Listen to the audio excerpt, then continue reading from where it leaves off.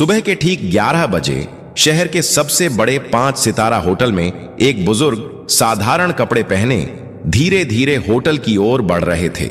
उनका नाम था मोहन लाल। उनके हाथ में एक पुराना सा झोला था, लेकिन जैसे ही वह होटल के गेट पर पहुंचे, गार्ड के माथे पर तुरंत शिकन आ गई। गार्ड ने सामने आकर रास्ता रोकते हुए कहा, बाबा, आप यहां कहां आ गए? क्या काम है आपका यहां? मोहन लाल ने हल्की मुस्कान के साथ कहा, बेटा, मेरी यहां बुकिंग है, बस उसी के बारे में पूछना था। गार्ड ने हंसते हुए अपनी साथी से कहा, अरे देखो तो, बाबा कह रहे हैं इनकी यहां बुकिंग है। गार्ड ने फिर मोहन लाल से कहा, बाबा देखो, आपसे जरूर कोई गलती हुई है। शायद आपको किसी ने गलत पता दे दिया है, क्योंकि यह होटल बहुत ही लग्जरी है। बड़े बड़े बाबू लोग आते हैं यहां, कोई आम आदमी इसको अफोर्ड नहीं कर सकता। इतने में होटल की रिसेप्शनिस्ट प्रिया सक्सेना ने यह बातचीत सुन ली। उसने अपनी नजरें मोहन लाल पर डाली, सिर से पांव तक उन्हें देखा और होंठों पर हल्की मुस्कान तैर गई। वह मुस्कान स्वागत की नहीं, बल्कि ताने और उपेक्षा की थी। प्रिया ने कहा, बाबा, मुझे नहीं लगता कि आपकी कोई बुकिंग इस होटल में होगी। यह होटल बहुत महंगा है, शायद आप गलत जगह आ गए हैं। मोहन लाल ने उसी सहजता से जवाब दिया, बेटी, एक बार चेक तो कर लो, शायद मेरी बुकिंग यहीं हो। प्रिया ने लापरवाही से कंधे उचकाए और कहा, ठीक है बाबा, इसमें समय लगेगा, आप वेटिंग एरिया में जाकर बैठ जाइए। मोहन लाल ने सिर हिलाया और धीरे धीरे वेटिंग एरिया की ओर बढ़े। लॉबी में मौजूद कई गेस्ट उन्हें अजीब नजरों से घूर रहे थे। किसी ने धीरे से कहा, लगता है मुफ्त का खाना खाने आया है। कोई और बोला, इसकी तो औकात भी नहीं है कि यहां का एक गिलास पानी भी खरीद सके। मोहन लाल ने यह सब सुन लिया, लेकिन वे चुप रहे। वह कोने में रखी एक कुर्सी पर बैठ गए, झोला जमीन पर रखा और दोनों हाथ छड़ी पर टिकाकर खामोश बैठे रहे। लॉबी का माहौल अजीब हो चुका था। लोग चाय और कॉफी की चुस्कियां लेते हुए उन्हीं की तरफ इशारा करके बातें बना रहे थे। किसी छोटे बच्चे ने अपनी मां से मासूमियत से पूछा, मम्मी, ये बाबा यहां क्यों बैठे हैं? ये तो होटल वाले जैसे नहीं दिखते। मां बच्चे से बोली, बेटा, सब किस्मत की मार है। जब किस्मत साथ ना दे तो हर किसी की सुननी पड़ती है। इसी बीच प्रिया फिर से वहां से गुजरी। उसने अपने साथी स्टाफ से कहा, पता नहीं मैनेजर साहब क्या कहेंगे, ऐसे लोगों को यहां बैठाना भी रिस्क है, होटल की इमेज खराब हो रही है। साथी ने हंसते हुए कहा, कोई बात नहीं, कुछ देर बाद यह खुद ही उठकर चला जाएगा। मोहन लाल यह सब सुन रहे थे, पर वह एक शब्द न कह सके। वह सिर्फ इंतजार कर रहे थे कि कोई उनकी बात सुने। 1 घंटे तक वह यूं ही बैठे रहे, कभी घड़ी देखते, कभी रिसेप्शन की तरफ नजर डालते। उन्हें उम्मीद थी कि कोई आएगा और कहेगा, हां बाबा, आपकी बुकिंग है, लेकिन ऐसा नहीं हुआ। मोहन लाल ने धीरे से कुर्सी का सहारा लिया और खड़े हो गए। उन्होंने रिसेप्शन की तरफ देखा और कहा, बेटी, अगर तुम व्यस्त हो तो अपने मैनेजर को बुला दो, मुझे उनसे भी कुछ जरूरी बात करनी है। प्रिया ने मन ही मन सोचा, अब इसे मैनेजर से भी मिलना है। फिर अनमने ढंग से फोन उठाया और होटल मैनेजर विक्रम सिंह को कॉल लगाया। उसने कहा, सर, एक बुजुर्ग आपसे मिलना चाहते हैं। विक्रम ने दूर से मोहन लाल को देखा और फोन पर हंसते हुए कहा, क्या ये हमारे गेस्ट हैं या बस ऐसे ही चले आए हैं? मेरे पास अभी टाइम नहीं है, इन्हें बैठने दो, थोड़ी देर में खुद चले जाएंगे। प्रिया ने वही आदेश दोहराया और मोहन लाल को और थोड़ी देर बैठने का आदेश दिया। मोहन लाल ने गहरी सांस ली और फिर से उसी कोने की कुर्सी पर बैठ गए। सारी नजरों का बोझ उनके कंधों पर था, लेकिन उनकी आंखों में अब भी वही सब्र था। मानो कह रहे हो, सच को छिपाया जा सकता है, पर रोका नहीं जा सकता। लॉबी में मोहन लाल अब भी बैठे थे। समय धीरे धीरे बीत रहा था, लेकिन उनके लिए हर मिनट किसी पहाड़ की तरह भारी हो रहा था। इसी बीच रिसेप्शनिस्ट प्रिया सक्सेना दोबारा उनके पास आई। उसने रूखी आवाज में कहा, बाबा, आपको थोड़ा और इंतजार करना पड़ेगा, मैनेजर साहब अभी भी बिजी हैं। मोहन लाल ने मुस्कुराकर सिर हिलाया और बोले, ठीक है बेटी, मैं इंतजार कर लूंगा। उसी समय होटल का मैनेजर विक्रम सिंह अपने केबिन में बैठा हुआ किसी विदेशी क्लाइंट से फोन पर बातें कर रहा था। उसके चेहरे पर घमंड साफ झलक रहा था। फोन रखते ही रिसेप्शन से प्रिया का दोबारा कॉल आया। प्रिया ने कहा, सर, वो बुजुर्ग अब भी लॉबी में बैठे हैं, आप एक बार उनसे मिल लीजिए। विक्रम ने हंसते हुए कहा, बैठा रहने दो, थोड़ी देर में थक जाएगा और खुद चला जाएगा। मेरे पास ऐसे फालतू लोगों के लिए वक्त नहीं है। तभी वहां एक छोटा कर्मचारी आया। नाम था सूरज वर्मा। वह होटल का बेल बॉय था। उसने मोहन लाल को देखा। लॉबी में सब उनका मजाक उड़ा रहे थे, लेकिन सूरज की आंखों में उनके लिए सम्मान था। वह धीरे से पास आकर बोला, बाबा, आप कब से बैठे हैं? क्या किसी ने आपकी मदद नहीं की? मोहन लाल ने मुस्कुराकर उसकी ओर देखा और कहा, बेटा, मैं मैनेजर से मिलना चाहता हूं, पर लगता है वह व्यस्त हैं। सूरज का चेहरा कस गया। वह बोला, बाबा, आप चिंता मत करो, मैं अभी उनसे बात करता हूं। मोहन लाल ने सिर हिलाया। तुम्हारा बहुत धन्यवाद, भगवान तुम्हें सुखी रखे। सूरज तेज कदमों से मैनेजर के केबिन की ओर गया। दरवाजे पर पहुंचते ही उसने नॉक किया और अंदर चला गया। विक्रम सिंह ने इशारे से पूछा, क्या बात है? सूरज ने आदर से कहा, सर, लॉबी में एक बुजुर्ग बैठे हैं, वह आपसे मिलना चाहते हैं। विक्रम ने भौहें चढ़ाई और ठंडी आवाज में बोला, सूरज, तुम्हें कितनी बार कहा है कि फालतू लोगों से दूर रहो। वह कोई गेस्ट नहीं है, शायद भूला भटका कोई आया है। सूरज ने धीरे से कहा, लेकिन सर, उन्होंने कहा है कि उन्हें आपसे जरूरी बात करनी है। विक्रम हंस पड़ा। अरे, जरूरी बात? तुम्हें अंदाजा भी है यहां कितने करोड़ का कारोबार होता है, और तुम मुझे ऐसे बाबा से मिलवाना चाहते हो? सूरज चुप रहा, लेकिन अंदर से दुखी था। उसने सोचा, इंसान को उसकी शक्ल देखकर कैसे ठुकराया जा सकता है? क्या बड़े पद पर बैठने से किसी को इंसानियत भूल जानी चाहिए? विक्रम ने सख्त आवाज में कहा, सूरज, तुम अपना काम करो, यह मामला तुम्हारे बस का नहीं है। सूरज ने सिर झुकाया और बाहर चला आया। लॉबी में लौटते ही उसने मोहन लाल की ओर देखा। उनकी आंखों में धैर्य अब भी था। सूरज उनके पास बैठ गया और बोला, बाबा, मैंने कोशिश की, लेकिन मैनेजर साहब अभी नहीं मिलना चाहते। मोहन लाल ने मुस्कुराकर उसके कंधे पर हाथ रखा और बोले, कोई बात नहीं बेटा, तुमने कोशिश की, यही मेरे लिए काफी है। सूरज की आंखें भर आईं। उसे महसूस हुआ कि यह बुजुर्ग कोई आम इंसान नहीं है। उनकी सादगी में एक अजीब सी ताकत छिपी थी। लॉबी का माहौल अब और भी भारी हो चुका था। लोगों के ताने और ठहाके, मोहन लाल की खामोशी और सूरज की बेचैनी सब मिलकर एक अजीब तस्वीर बना रहे थे। करीब 1 घंटा बीत चुका था। मोहन लाल अब भी उसी कुर्सी पर बैठे थे। उन्होंने धीरे से आंखें बंद की और सोचा, धैर्य रखना ही असली ताकत है। लेकिन अब समय आ गया है कि सच्चाई सामने आए। होटल की घड़ी ने 12:30 बजाए। मोहन लाल अब और चुपचाप बैठ नहीं पाए। उन्होंने धीरे से अपनी छड़ी उठाई, झोला कंधे पर टांगा और रिसेप्शन की तरफ बढ़ गए। लॉबी में बैठे कई लोगों ने फिर से ताने कसे, देखो देखो बाबा, अब मैनेजर से लड़ने जा रहे हैं। रिसेप्शन पर खड़ी प्रिया सक्सेना ने उन्हें आते देखा। उसने झुंझुलाकर कहा, बाबा, आपको कहा था ना, इंतजार कीजिए, मैनेजर अब भी बिजी हैं।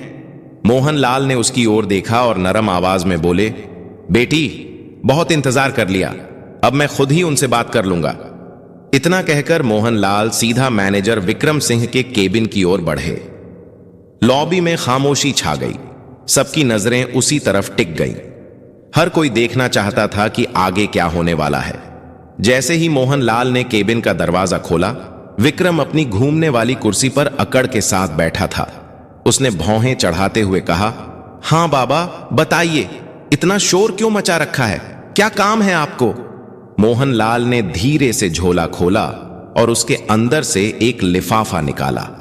उसे आगे बढ़ाते हुए बोले, यह मेरी बुकिंग और होटल से जुड़ी कुछ डिटेल है, कृपया एक बार देख लीजिए।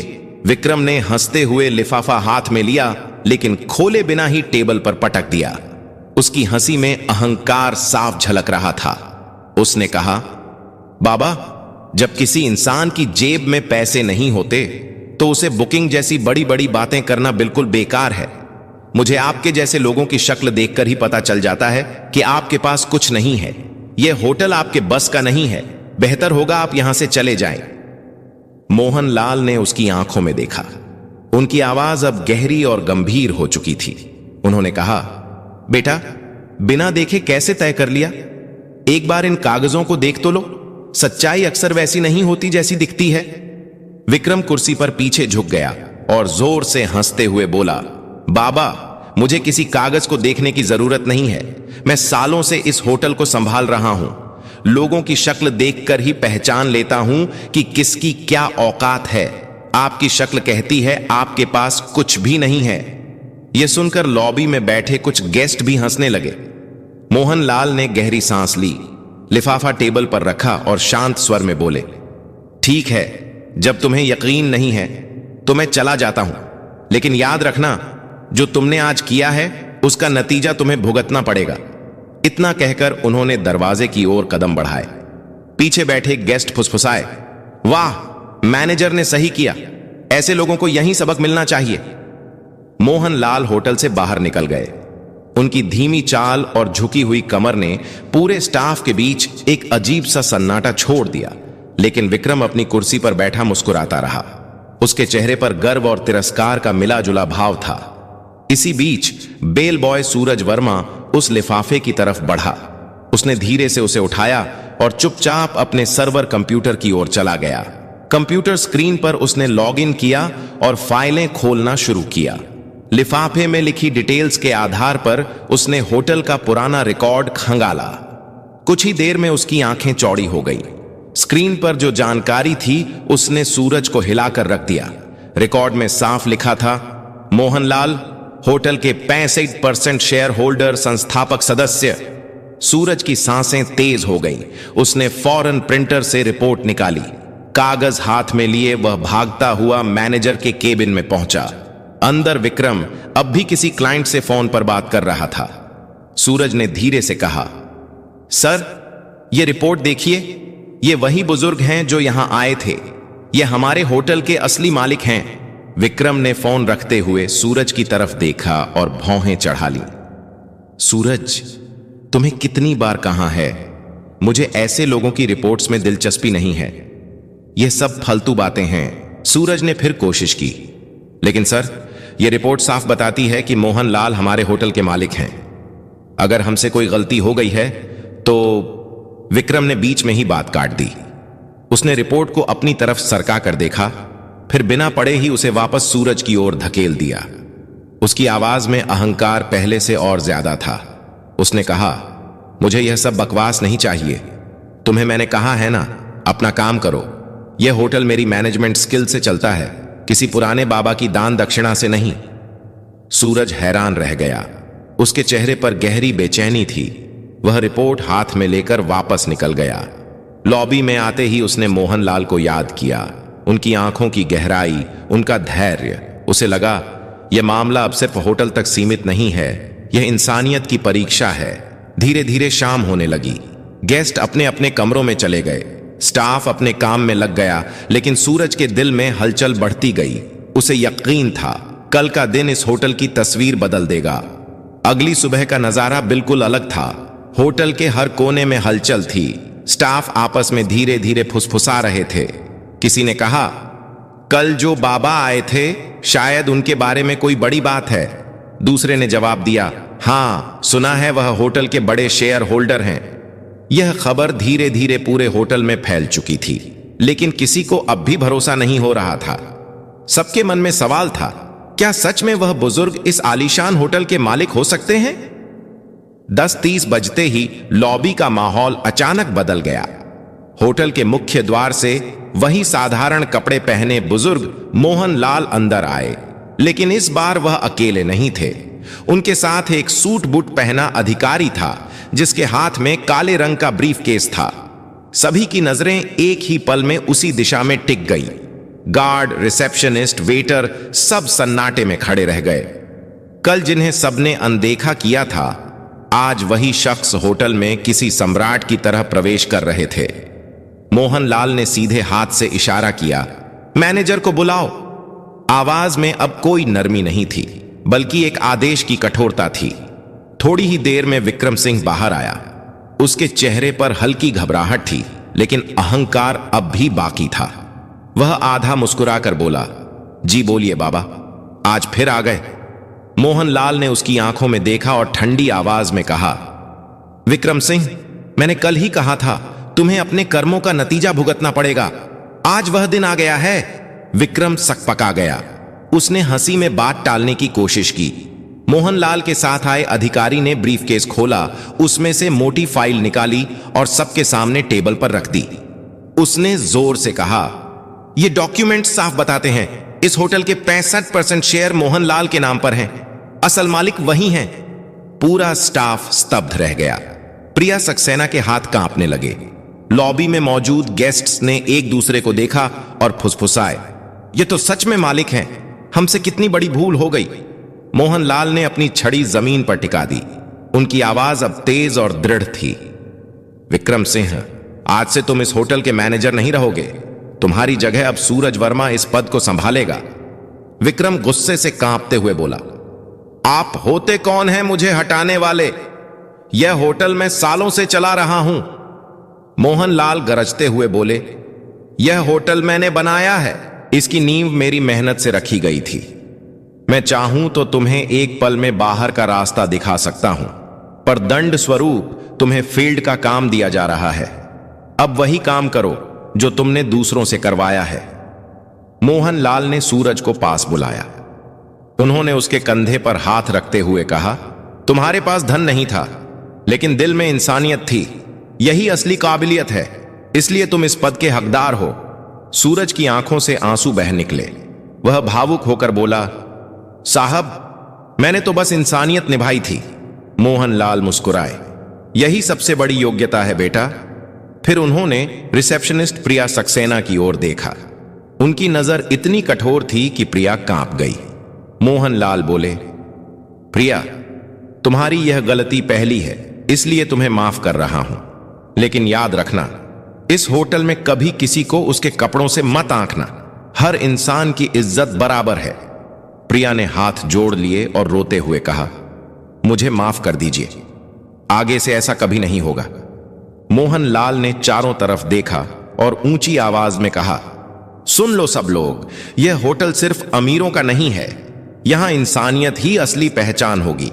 जो भी अमीर गरीब का फर्क करेगा वह इस जगह पर रहने लायक नहीं होगा। लॉबी में मौजूद गेस्ट्स ने जोरदार तालियां बजाई। हर कोई मोहनलाल को सम्मान की नजरों से देख रहा था। जो कल तक उन्हें तुच्छ समझ रहे थे, आज वही उनके आगे झुक गए। मोहनलाल ने अंत में कहा, असली अमीरी पैसे में नहीं, सोच में होती है। अगर सोच बड़ी हो तो इंसान खुद ही बड़ा बन जाता है। इतना कहकर वह अधिकारी के साथ होटल से बाहर निकल गए।